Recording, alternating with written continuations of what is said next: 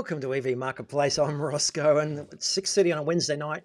We're back after 2 weeks, and we take 2 weeks off, and well, so much has happened in the world of EVs in a couple of weeks. I can't believe it. But off the top, we're congratulating TOCA, the Tesla Owners Club, for their 10th birthday. Can you believe that Tesla came to Australia? Well, back in 2015, the Model S was launched in 2012 in the US. But only 10 years ago, the TOCA Owners Club formed to celebrate the joy of owning a Tesla, way back when you could buy a Roadster and a Tesla Model S. So we've got Les Posen on tonight, Vice President of the Tesla Owners Club. He's going to take us right back to the beginning, right back to where it all started, his current fleet, what he's owned, what he enjoys, and some of the events that Tesla TOCA owners enjoy and partake in. But a big congratulations to the Tesla Owners Club for their 10th birthday.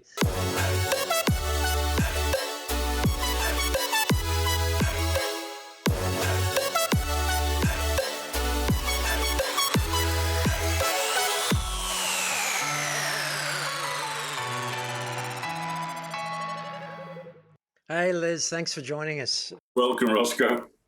Thanks very much for joining us. Hey, can't wait to get into your experience with TOCA, the Tesla Owners Club of Australia, and find out what drew you to Tesla. But what was your EV aha moment? What really made it for you? I think probably my first my first passenger experience. I was in Palo Alto, I think. I had gone folk dancing with friends, and I was being driven back to my hotel. And they owned a Tesla X, and I got into one of the captain's seats in the second row, and the doors went down like this. And that was my first experience. And then my second experience was, I think, the same year. I went down to Cupertino, where a friend of mine that I went to university with in Melbourne was the principal research scientist at Apple. And he had a Tesla X as well. And so we went around in that. So that was my first physical experience. And then I began to, when I was going to Macworld all the time from 2008 to onwards, and I was on faculty teaching presentation software called Keynote, and I began to see S's all over San Francisco. And that was my sort of, it's here, you know. What year are we talking? Yeah. Probably when they first made their appearance, the S's, around 2012, I think, around then. That's amazing. And the X's weren't far behind, were they? So no, very close by. Yeah. So I think that was the first ones I'd seen were around about 2012, roaming around San Francisco near Moscone Center where Macworld took place, and then later on when I was able to physically get into one. I think well before we had them in Australia. In fact, I might be wrong there, but I'm not sure. Yeah. So you were sold then. You had to wait a long time to buy one here, right? What was the first one you bought? I did. It was a spur of the moment decision. Okay. I had been driving a Mazda 6 Atenza diesel, and in a color known as Sol Red. Yeah. People just love this color, Sol Red, and it was a great car. I owned it from 2013 to 2021, and I just happened to walk into the Tesla showroom, which at the time was in Elstonwick in Victoria. Yeah. And I overheard them saying, I had never driven one. I overheard them saying, "Oh, we've got a new shipment coming in, but they might be very hard to get." And I just said, "Oh, I'll put down a deposit. We'll see what happens." The next thing you know, your car's come in. What year are we talking? 2021, June 2021. Okay. And I had previously taken this car to my Mazda dealership not far away where I bought it years ago, full retail, $52,000 I think it was at the time. And I wanted to trade it in, and I found that the principal there, I said, "Look, why don't I buy your demo car, give it to me cheaper?" And he gave me such an awful trade-in price that I said, I'll just run into the ground. And then Tesla gave me a trade-in price which was 2.5 times his value. Yeah. So I just traded it in on that car that you're now seeing, which is my Tesla Model 3 21 long range, and I drove this back to the Mazda dealership with a $100 Visa card, which I then presented to the young woman who'd helped me so much getting turbos and everything repaired. And I said, here's my gift to you. The principal had walked downstairs to see this car. She said, here's my $100 voucher. You will never see me again. And it's true.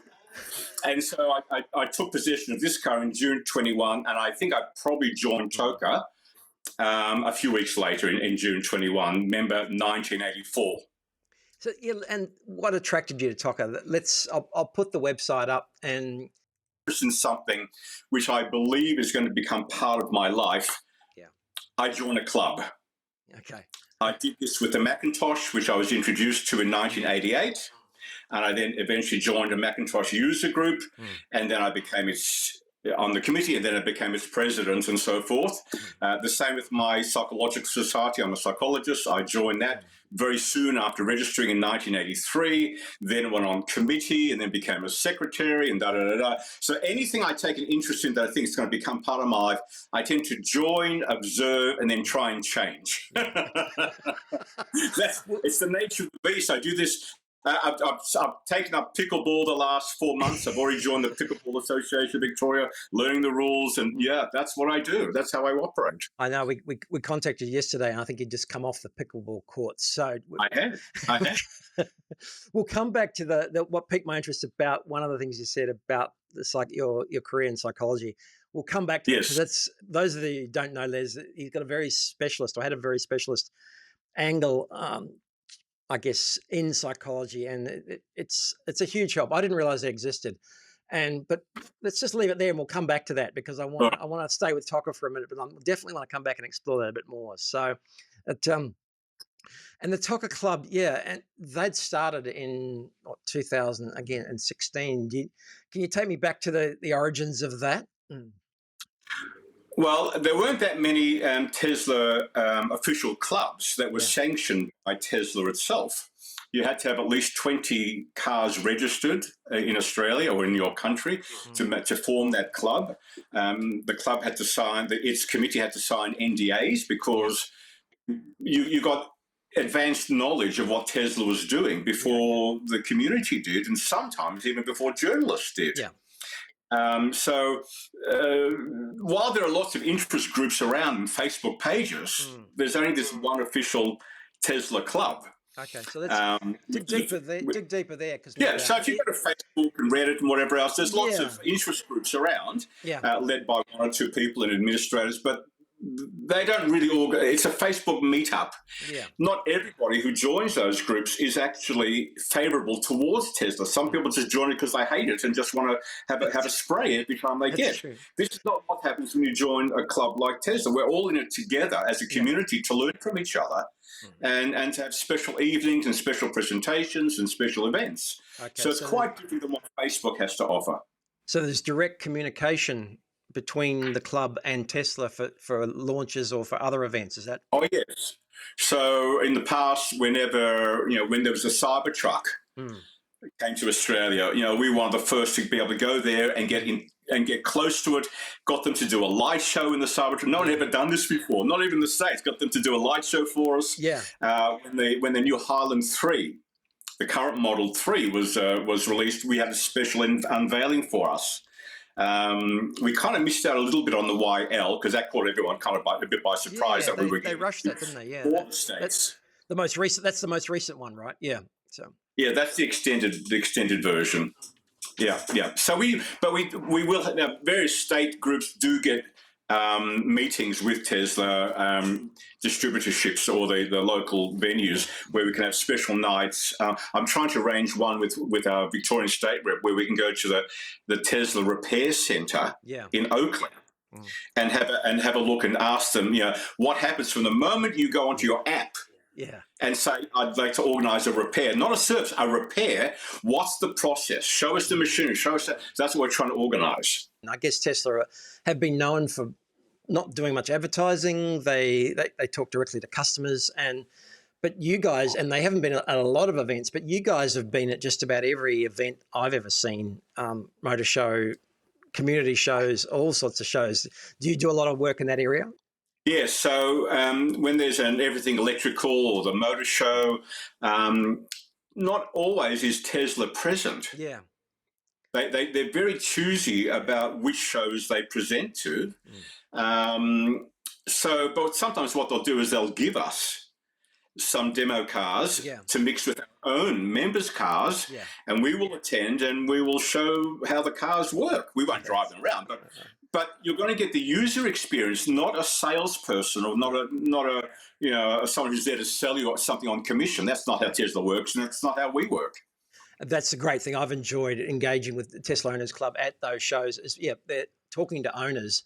Pete up in New South Wales here. I'm Sydney based. You're Melbourne based. We haven't met before tonight, so I haven't been involved with the Victorian Club at all. But some of the work they've done up here, having cars, talking to people tirelessly, hours and hours of talking to people with their own cars on display, just incredible. Yeah. Absolutely amazing. So there's a commitment beyond just Tesla. There's a commitment to an EV transport transformation that we're interested and want to be part of. And the fact that we own Teslas, which have been one of the original parts of it, and push the whole thing along. And then the others are kind of standing on the shoulders of Tesla or in the wake, whichever metaphor you want to use. That's all part of the picture. But we're all, I just about all of us are deeply committed to this process, the mission, if you like, of innovation in the transport community, and seeing more and more electrification of transport.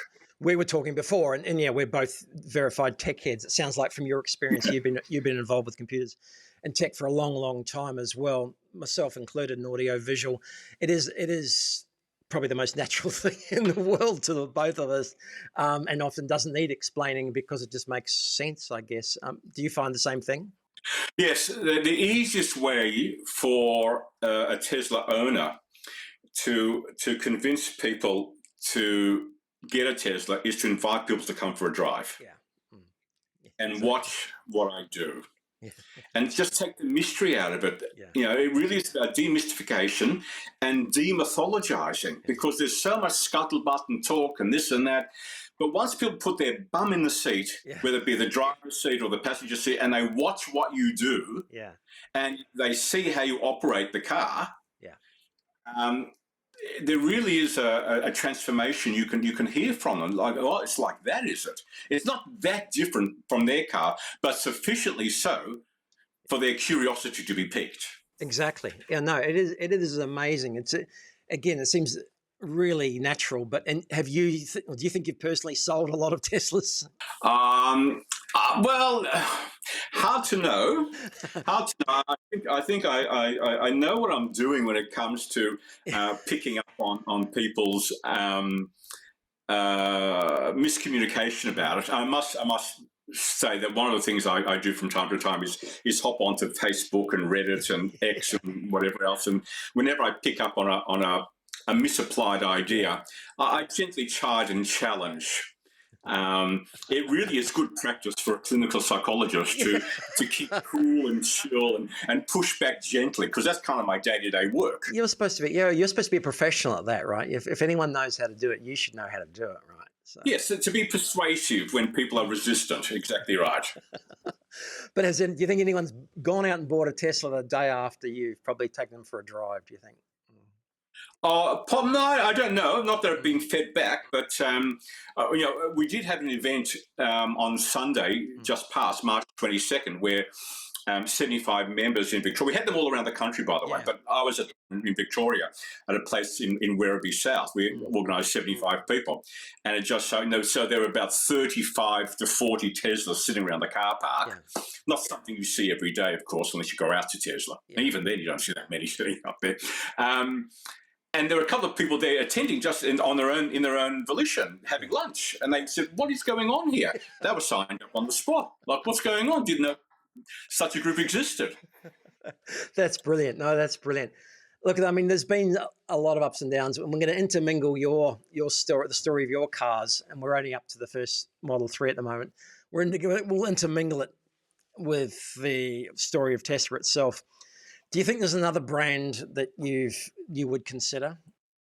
Um, well, the one that's getting a lot of promotion as an alternative is probably the Zika from Geely, the seven range in its various models. They say some people are, if your attraction to a car is a large portion of the purchase decision. Right now, I wasn't immediately attracted to Tesla, but there were a lot of other aspects that fit together, Yes. and it made me fall in love with it. Right, so Yeah. So at the time I bought this 3, there wasn't much out there to compare it to. yeah, I mean, you had the Nissan Leaf. Well, that was not on my yeah. on my card to have a dance with, and there wasn't much else. And I think No, it was early days. It was early.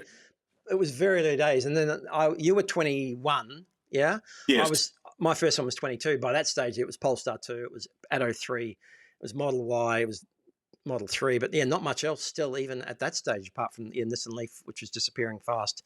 Not a whole lot else. Maybe a Kona. There was an Ioniq and a Kona, which I probably wasn't aware of as much. But yeah, so it's been Tesla for you, and you're still a committed Tesla fan. in private conversations, I've been engaging with some members who are very iffy about whether they should stay on board because they're in such disagreement with Elon's shift from left to right. Yeah. And that introduces the psychological concept of cognitive dissonance, like how do you hold on to 2 opposing views at the one time? Yes, without your head exploding. Yeah. So, that's right. That's right. So that's a 1950s term that still has relevance today. So regardless, I've stayed with my Tesla shares, both as an institutional investor and as an individual investor, and I still have a strong belief that I'll hold on to those because I think the company is heading in the right direction for my liking. No, I'm glad you took that angle because it is a curious from a scientific perspective, because it is a curious factor. Not many people have been so devoted to a particular brand and the person behind that brand in history, and follow the product so religiously, if I can use that word, in the broadest possible sense, and then had to have this sort of conflict about what happens next. So I don't think about the man himself. I think about the car and the technology, but I know a lot of people were and have been conflicted.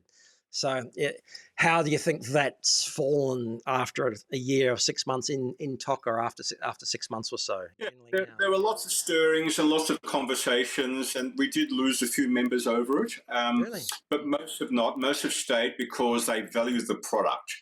They know that there are several dozen Australians working for Tesla, that Australia has a special place for Tesla.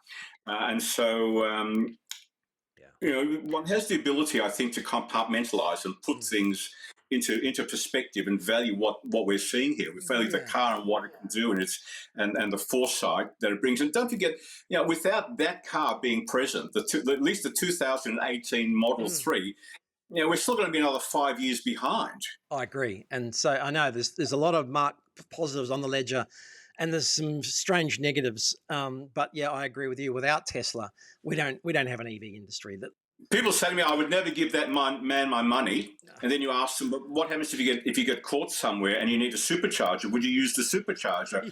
Oh yeah, I'd do that. So we've figured out what you are. Now we're just going to figure out what the price is.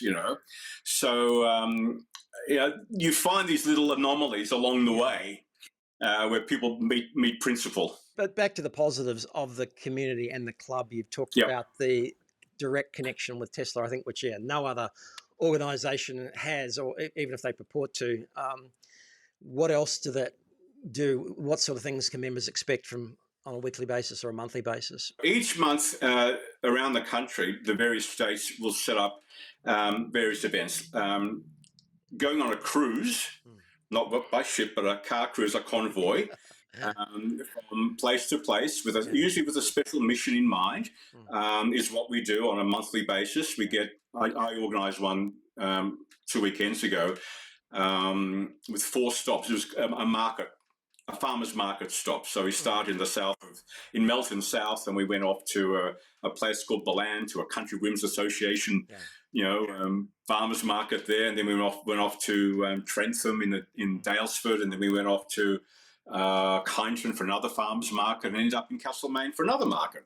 And we started at 8:30, we finished at 1 o'clock for lunch. I mean, you had 30 cars in convoy. So that's that. Then we also have every month, in between those cruises, what's called a coffee club meetup, where we'll find a coffee spot, sometimes near where a new set of superchargers has just arisen, sometimes not, but somewhere where we can park it. We just have a discussion. Meet people who've been in the club for a long time, talk to them not just about their cars, but about solar, about battery, about making your house more efficient. With new technologies that may or may not talk to your car, whichever it might be. So there's a lot of knowledge to share around, and then of course we've got different events where we might join with a local council who are having an electrification day, and maybe we'll bring along a couple of Teslas and talk about them, not to promote the brand, but to talk about electrification. And this is the place that cars have. I've been trying to reach out to some of the senior communities, because we think that full self-driving and seniors is a match made in heaven. Brilliant, absolutely. So older people can continue to drive rather than thinking, I get to this age and I have to stop. So the idea of mobility and independence, which we think full self-driving can help to bring to the older population, help them be safer, is going to be a very, very important thing going forward. That's brilliant, and I hadn't thought of that either. That is fantastic. Some of the innovation coming through. And here's you with the FSD. What did you think of the FSD? Did you had a chance to drive it more recently? Yeah. I had autopilot, and then I upgraded that to full self-driving. And I think the amount of time I was apprehensive lasted as long as my very first experience in that 2021, when I was apprehensive about one pedal driving. About exactly. 10 minutes. About 10 minutes. And then it was like it is with really good technologies, you continue to have aha moments where you say to yourself, it can do that?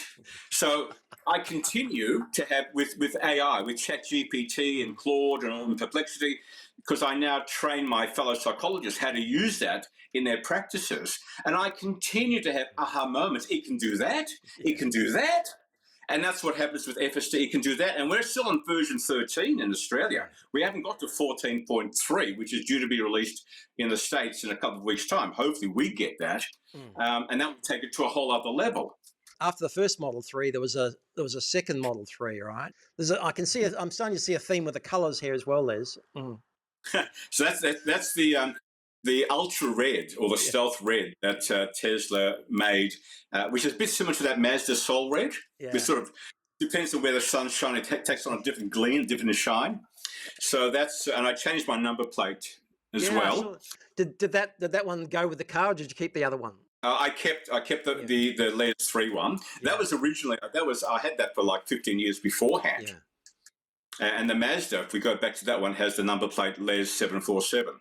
God, that's cool. We'll get to that. We're almost there, because we've dropped too many teasing references, but I'll get there in a second. It's the Highland 3 in December 23. Now, what happened was that's 2.5 years after I bought the 21, my first one, and 2 years into ownership. A year into ownership of the original 3, I came into a little bit of money.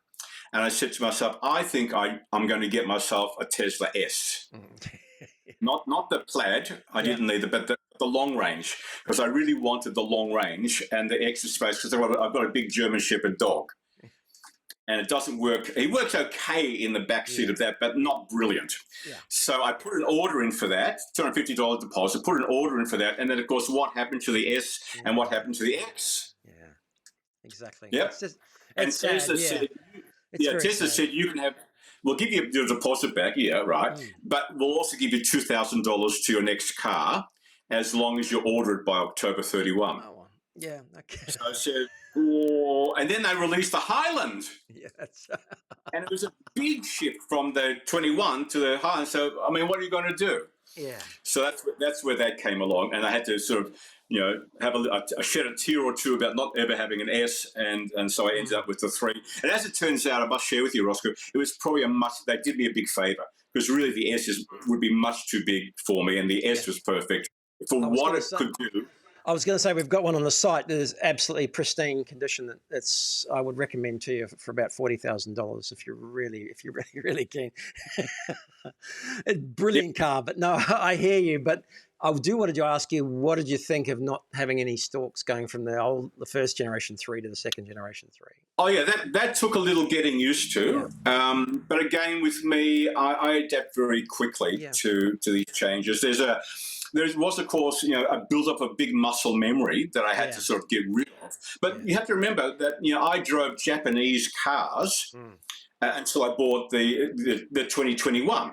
Yeah. So the stalk in changing gears, the stalk in indicating was on the right, and the lights and whatever was on the left. Well, now you buy the original 21 Tesla, American, it all goes the other direction. So that was my first big get your head around having to use your left hand and the right hand for gears. That's right, yeah. And I actually learned on the 3 on the street Ford Falcon.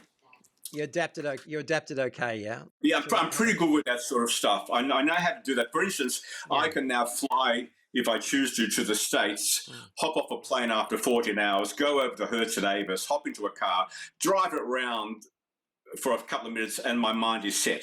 When I come back to Australia, pick up the car, I've got to do the same thing. Got to drive around a little bit, and the brain goes, okay, is that what we're doing? Yeah. And we're back into it. So it takes a little while. And then, what was the catalyst for the Model Y in the end? Good question. Very good question. Because each of these changes does require an explanation, because everyone comes to me and says, Les, you've only had the car for 2 years, 3 years. Why are you changing? Well, life circumstances changed. My mother turned 96. She'd had a number of falls, and I had to put her into a nursing home. She's got all her faculties, but she needs a walker. The 3, my partner Lily, and the dog, she and the walker cannot get into a 3. No. And then they released the Juniper. Yeah. So I didn't buy the older Y. They released the Juniper so that, again, the planets align. I sold my Highland to another member of the club. Absolute bargain he got, and as a private sale. Just on that, I'm going to get a plug in here. So TOCA members list for free on AmazingEV. So it's a great place. The club is a great place to obviously connect and buy and sell through relationships, but we also want to try and facilitate with a free listing for any TOCA member. There's a coupon there. Just want to put that out there to the members that and anyone listening who are on TOCA, that they can list on AmazingEV for free anytime. That's how much we want to support and promote inter-club trading. So that's how the Y came about. And then that was in May last year. And then when the YL was announced, I looked at it and said, that's interesting. Well done, Tesla. That's the right way to go for China with its changing demographics. Yeah. And then they announced it's coming to Australia. Yeah. And I'm starting to scratch my head and say, is there anything here for me? Yeah. What happened was that my elderly mother and my partner Lily's elderly stepmother, who's 89, wanted to come on drives with us to go to lunch, plus the dog, plus my mother's walker. That ain't going to work very well in the current Juniper. So the YL with its 6 seats, so partner and me, front seats, mother and mother-in-law in the captain's seats, dog in the back. Dog in the back seat. Behind you. Perfect. It could be and the pricing was very good. I think everyone expected it to be a lot more. Oh yes, excellent pricing. Yeah. So I'm just waiting to see what Tesla will offer me for its trade-in, which I'll use as my base. But I already have a number of Tesla TOCA members, because they've seen me in the car. They know the car. They've already started to say, "I'd like to buy it. Don't leave it without me." Yeah. No better time. No better time to use car prices. Yeah, no better time at the moment to trade it with Tesla, because the prices have just gone crazy. If Tesla can hold their new car prices, they're going to be forced to increase their used car trade-in prices or try looking at selling it privately, because prices have gone up 10 or 15% on the used market. Just absolutely incredible in the last week and a half. I was mentioning it earlier. I've never seen anything like it before. We've probably 45, 50% of cars on the used market are still Teslas, right? It still represents, as you know, 150 odd thousand, 160 odd thousand sales. It's still sort of half, probably 40% of the overall market, new car market for EVs in Australia. So it represents a very similar, if not disproportional amount on the used market. So Right. the market just wasn't that mature at that enough at that stage. There was Tesla Model 3s floating around bits and pieces, but the used market's grown fairly significantly in the last couple of years from nothing, even during COVID. Interesting, again, talking about the catalysts for you selling: change in life, change in circumstances, change in mood, change in interests, changing technology. All those sort of reasons have been what we found as well, as people have moved on, because originally people thought, well, once you bought an EV, you may not sell it. This may not be a used market. People may not sell it for 5 or 7 or 8 years. It could last forever. But yeah, similar sorts of catalysts, similar sorts of ideas, and that are motivating you have motivated the used market as well. So lots of stuff happening. Yeah, I like to think too, if I'm pushed to it, that every time I sell or trade in a Tesla, that's one less ICE car that someone could buy. No, you have to, and we do. And then it's going to go to a great home. We've done a lot of work with independent battery testers as well, which you may have seen. Yeah. Tesla's got their own system as well. But yes, the independent battery tests, some of the tests on some of the Model Ys, we did a Model Y that has done 330,000 Ks, a 22 model. The battery test 86% with no faults. No cell level. Just that's 12, 13 years driving. Yeah, it's amazing, isn't it? Yeah, I have to say to you, Rosco, because we talked a little bit about Elon, but while sometimes Elon can be accused of over-promising and under-delivering, the cars do the opposite. The cars, under-promise but over-deliver, just as you've talked about the batteries, Exactly. We found the same thing, and I'm glad you've put your confidence in this brand, in this market, in this technology.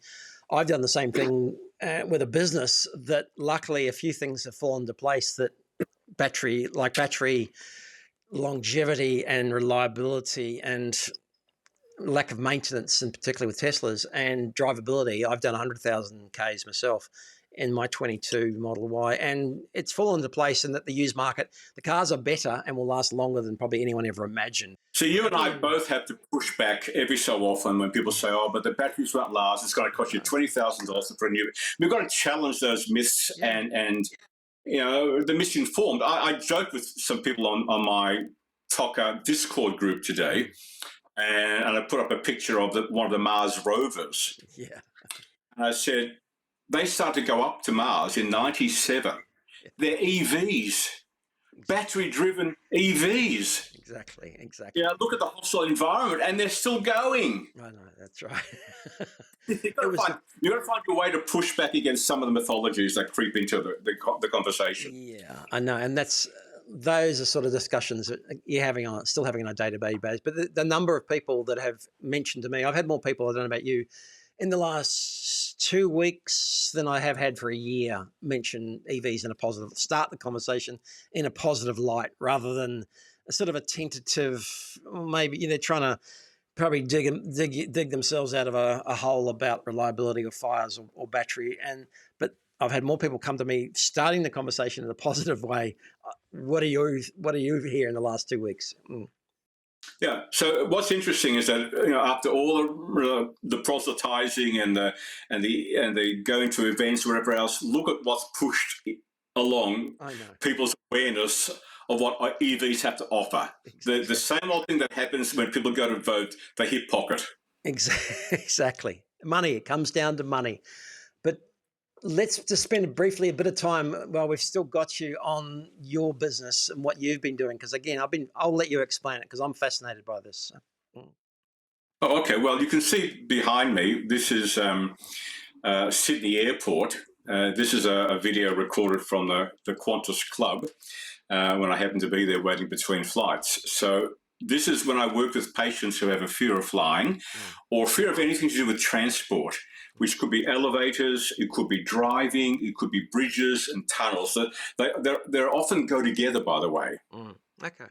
And so that is kind of been my specialty, from having worked with severe PTSD and victims of homicide and victims of family assault and so forth. When I first started out, I kind of got thrown into the deep end. And as I moved through the progression of my career, I decided to focus on things that I'm passionate about. And I'm passionate about helping people make the biggest changes that they can do to their quality of life in the shortest possible time. And people make some big changes when they can travel with their family, go and see places, overcome their fears. I've had people who've come to see me for overcoming fear of flying and then revealed to me a month later that after a 20-year absence, they've gone back to visit their dentist, having suffered a dental phobia, which they didn't discuss with me. Yeah. Even when they asked, but they found that the tools that they learned to overcome something like flying, they were able to apply to dental work or to elevators, wherever it might be. So for me, it's very satisfying work. I'm kind of, even though I could have retired years ago, I'm kind of loath to not continue this work. Yeah. Because it's very satisfying work. And it uses a lot of great technologies. Like I've been using telehealth, like you and I are talking, since COVID. I don't see people face to face at all. Exactly. And you can help so many people. I knew a guy who suffered from a fear of flying, and I was fairly dismissive. For him, it was real, and I didn't know there were people like yourself in profession that you could get specific professional help. And again, Yes. Take a look at Les's website and his YouTube channel.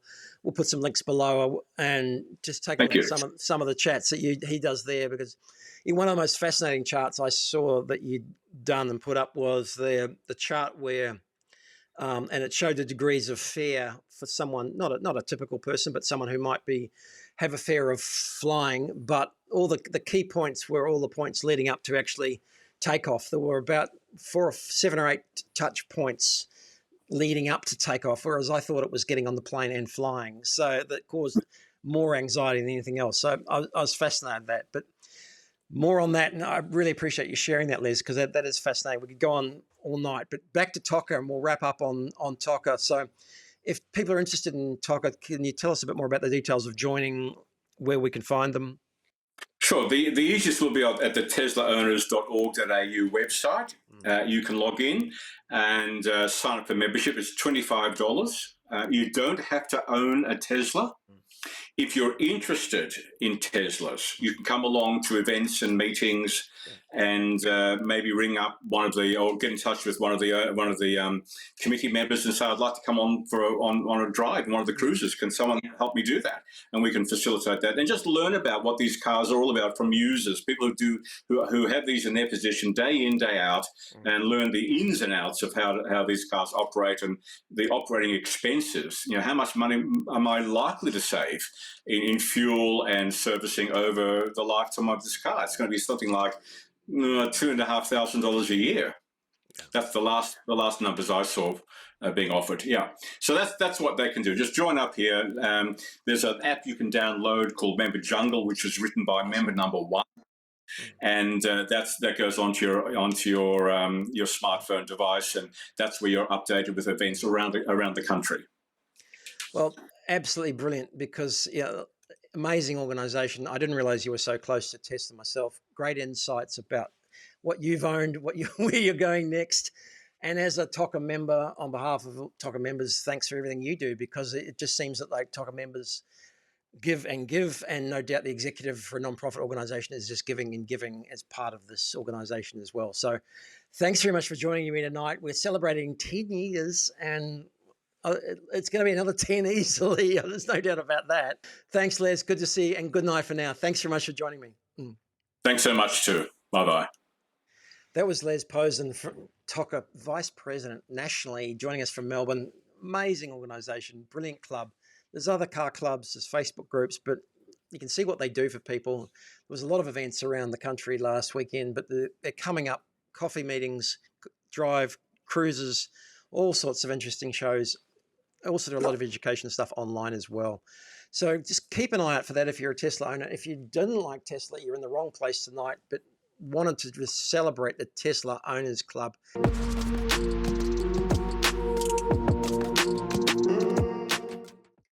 And starting off with some news that's just probably not quite so good, and I want to get this out of the way pretty quickly. Can't ignore it, unfortunately, but this release came out yesterday about some news that happened last week in relation to XPeng. True EV, the importers, distributors here in Australia, placed into external administration, and there's a bit more detail out there now, and I'm happy to bring it up, but happy for you to go out and do your own research on this one, because what's it got to do with used EVs? Well, like everything, the flow-on effects are where we're worried, what we're concerned about, and what we're interested in the most. The guys that own the cars, that are looking for parts, looking for repairs, looking to sell the car to maintain the value. Brilliant car. They came out with a flourish. I think we first saw them at the Sydney EV show, probably 18 months ago. Maybe they were before that. Correct me if I'm wrong.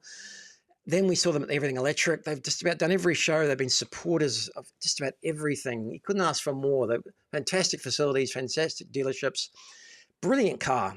And this is just really bad news. And hopefully they're going to rescue something. Hopefully they sort this out. We hope that used EV owners of XPeng continue to enjoy the experience. Hope they are getting somehow the support and service they need. We won't dwell on it, but yeah, I think they have got 600 odd cars around warehouses still waiting to be sold. There's cars still for sale. XPeng name's there. There's all sorts of other bits and pieces going on, but look, onwards and upwards from here, I hope, for XPeng. But if you've got any stories, let me know. I know there's some tough stories I've seen on Facebook, so we're not discounting that. But yeah, let's get it out there, keep it going, talk about it, and just follow this one a bit more closely because, well, there was some more great news. Again, now starting on the upward path of much better news for EVs in particular.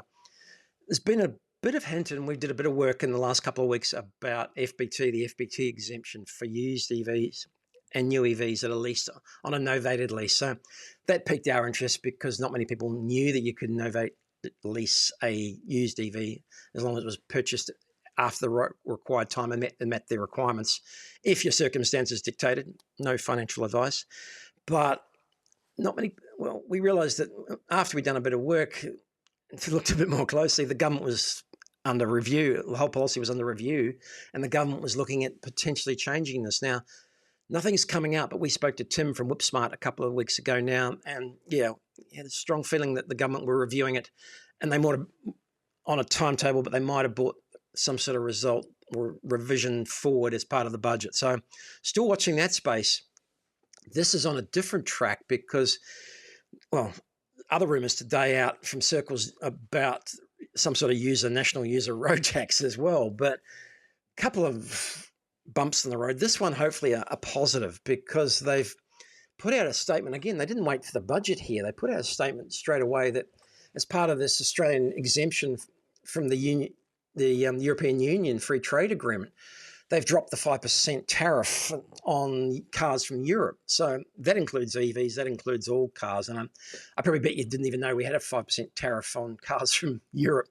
There's been no tariff on Japan and a couple of other Asian countries at all. So European sourced cars have had a 5% disadvantage anyway. That's going to be dropped. Also, they have increased the limit, the ceiling to the luxury car tax finally.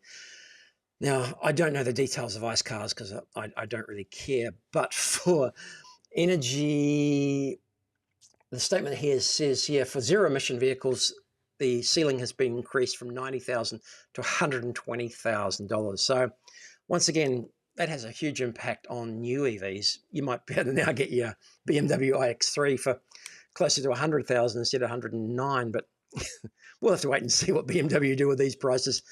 We're obviously concerned about the used car prices, and normally if there's anything to change the new car market, there's an immediately flow-on effect for the used car market. So we're expecting this to flow through to some of the prices of European cars now. They've already taken a bit of a hit in depreciation and have got a bit of a reputation on the used EV market as already, but might see some further drops here. But again, with the current market the way it is, that we're about to get to, the crazy things are happening with prices in the used EV market. So watch this space, because at our own used EV market, AmazingEV, and of course this show is brought to you by AmazingEV, demand has been up incredibly. There's no doubt about that. Traffic has been up. As a result, prices are starting to go up. So there's some crazy things happening out there. And this is the sort of news we're starting to get in the marketplace about used EVs. Headlines like this. We've had a battering in the industry for 3 years now. And thanks for joining us, Hal. Good to see you there. It's amazing news. I can't believe it sometimes that this sort of thing happens. And suddenly we go from copping it from every angle to the mainstream media jumping on board. And there's been a sudden jump in EV sales. And this is both new and used. So the first week of this, probably 3 weeks ago, this overseas business, we're not going to say the W word, but first week, everyone stopped buying. Anecdotally, we haven't got hard data yet, but talking to people in retail, anecdotally, everyone stopped buying, wait and see. Nothing was happening. Next week, suddenly the media catch on. Mainstream media that had been bashing EVs for a long time, suddenly they caught on to the fact that this might be a good thing. Higher fuel prices might suddenly mean EV sales and EVs might be attractive.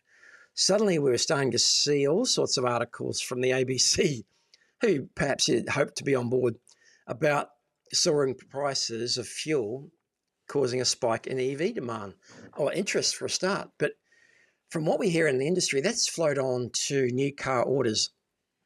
The Driven, who do a lot of work on the new car space and tapped into everywhere, Tesla lead times on Teslas have suddenly increased. Suddenly you can't buy a brand new Tesla without ordering it for 2 or 3 months as well. So order times are blown out.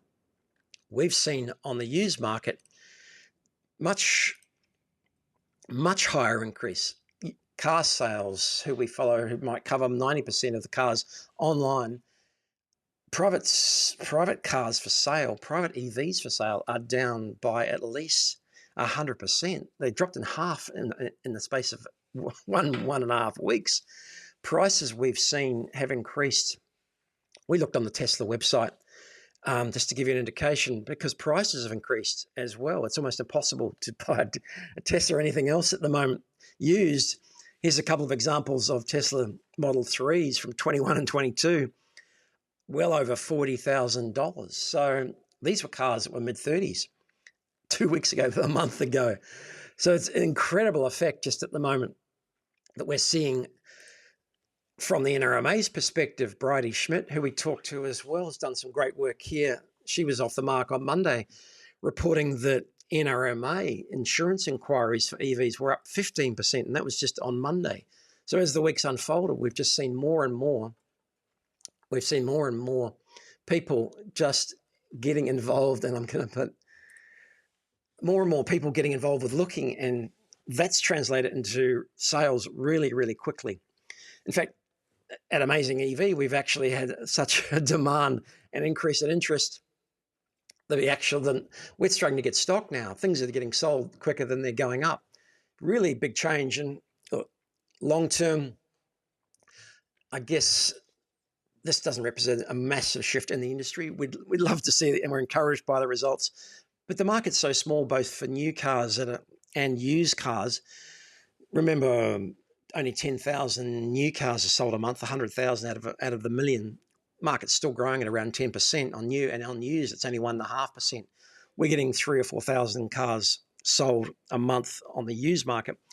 The sensitivity to these price changes is so great that as soon as there's a sudden demand, prices have increased extraordinarily, and demand's increased, and sales, and all of a sudden there's a lack of stock. That's all it took. Absolutely astounded by this sort of event, that things could change so quickly. But such a fast-moving market, so much has happened in 2 or 3 weeks. And I guess if we'd sat there back 2 or 3 weeks ago and tried to run the scenarios on what was going to happen here, I doubt we would have even predicted this, because it just couldn't imagine that this sort of thing could take place so quickly. Such a big change. Everyone I know who's involved in the market has been so busy. And we thank Les for joining us tonight. Everyone involved in selling and has been run off their feet in the last week. Absolutely incredible. So just great to see. We're encouraged, and of course, let's go over the ditch and have a look at what Gavin's found in New Zealand, because this is a great way to finish and just wonderful to see.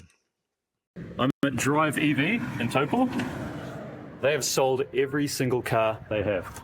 You see they've got one on the trailer there ready to go to a customer, being towed by Hulk, the green Tesla. We've got 2 Teslas and a Leaf here. That's all that's left, and those are sold as well.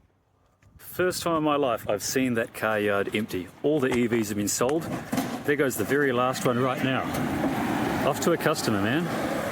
And that's it. And look at that Ford dealership there, man. It is literally bursting with inventory of combustion vehicles.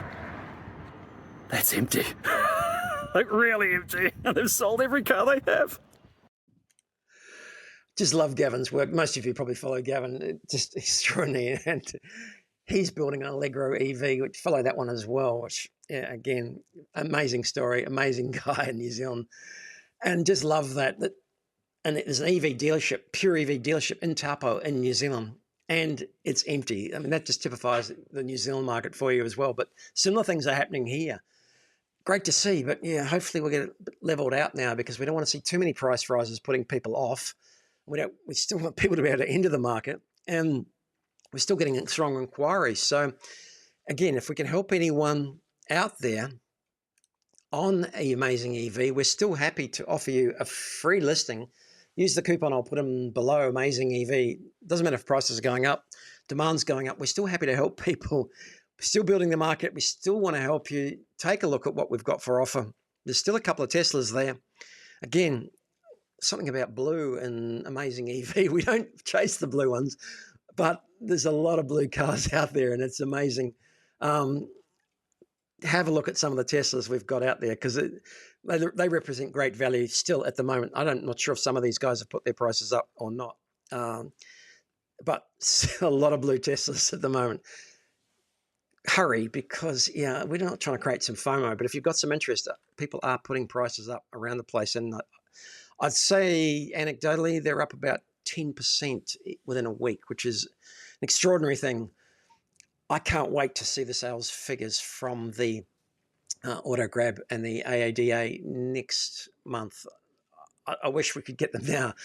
I can see that most of this data and opinion we're giving you is anecdotal from what we're seeing and talking to people, following the websites, following the marketplaces. And this has all happened within a week and a half of when this took off. So, yeah, it took main media to get behind it, but we thank them. A lot of this, we've put up with 3 years of stories more of how negative and all the problems with these cars.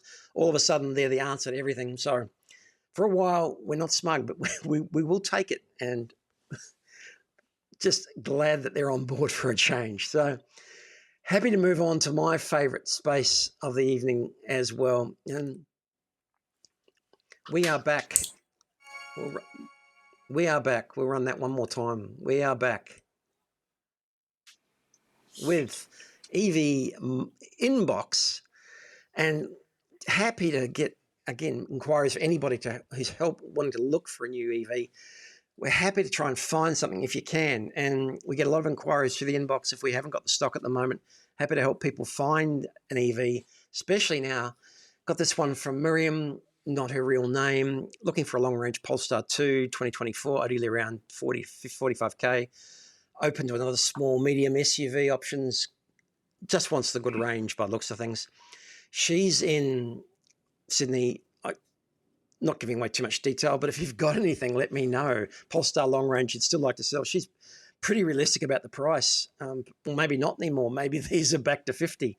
I haven't seen any Polestars. I checked the Polestar website for their pre-owned cars. They've got Polestar authorized cars as well, and couldn't find anything. So absolutely amazing. Thanks, Sensei. Good to see you on board. I couldn't find anything there on the Polestar secondhand side of things. So if you've got anything, let me know. And then, of course, you got to still take the good with the bad, and we can still get some funny ones on YouTube.